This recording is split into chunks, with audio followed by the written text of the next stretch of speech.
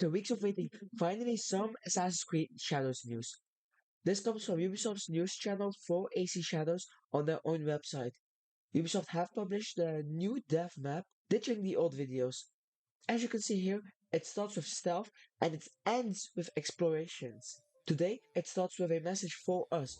It's about how they will show us some stuff that primarily works with Naoe, but some can work for Yasuke. But they have changed something primarily. The eagle is gone. That's great.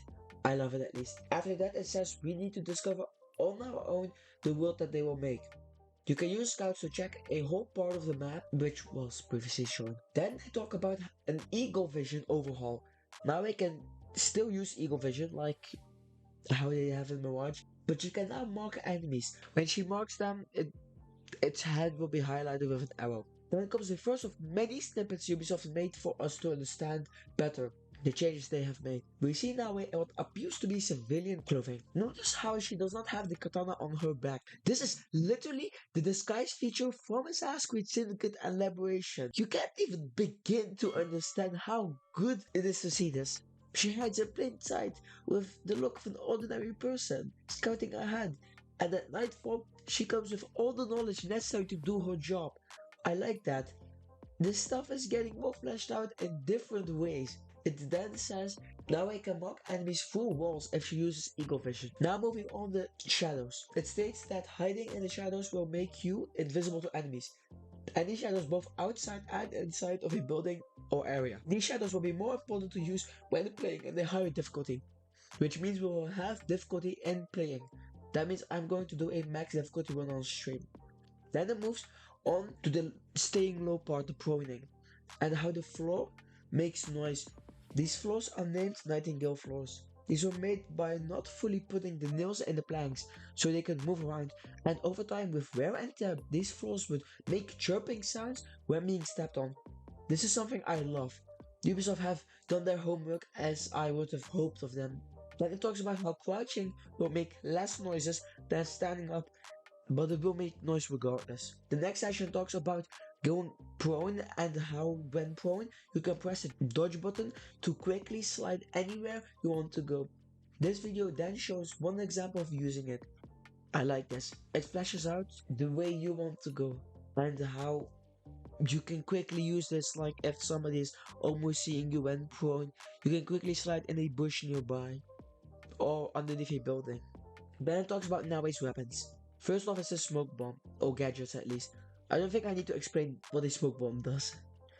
Then a shinobi bell. These were used to make sounds, and by throwing them you can alert the god to an area of your choosing. It's like whispering, but you choose where the whisper comes from. Then comes the kunai. You can throw it at an enemy, and it can one-shot if aimed with precision to the head. I think the precision is similar to the ways in Assassin's Creed Mirage, where Basim could charge a throwing knife to do a lot more damage. The only difference here is, Basim is using throwing knives. The next weapon is a shuriken. It says that the shuriken can stun enemies momentarily. It then shows a clip of how some enemies might not be tricked by the smoke bomb and they will run away. These types of enemies are, by the way, samurais. Then it talks about Naoe and how she can hide in small storage boxes and tiny cracks inside walls. It then moves to double assassinations and how they are back. By equipping the Tanto and having a skill which allows for double assassinations, you can use it. Then it moves to grabbing and how you can grab an enemy, take them elsewhere to stealthily assassinate or do a non-lethal takedown with. It's up to your choice, but it then says that this is not everything Stealth has to offer, but then it moves to enemy tactics. They talk about how servants, a non-lethal new enemy type, can alert the guards when seeing you. They will appear orange in eagle vision from that clip earlier. They also have different patrol routes. It then talks about how in large castles they have different districts as their own subsection of the castle. So when taking out of stealth and into combat, the whole castle is not alerted by you. If you are spotted, the enemies will search for you in pairs and will be more suspicious of you and get alerted easier because they know somebody is there.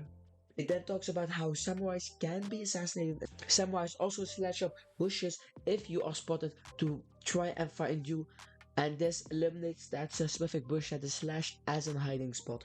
It then talks about Yasuke and how he has a bow for stealth. His assassinations are also different. He can use the assassinations with his Karabo. Then the article ends with saying Yosuke has a lot more to offer in the comment section of the dev map. Obviously, Yasuke will have a lot more to offer because he's the combat guy. But yeah, anyways, I just wanted to quickly go over it. Subscribe for more Assassin's Creed content. Like this video to help it reach more AC fans. With all of that out of the way, just thanks for watching.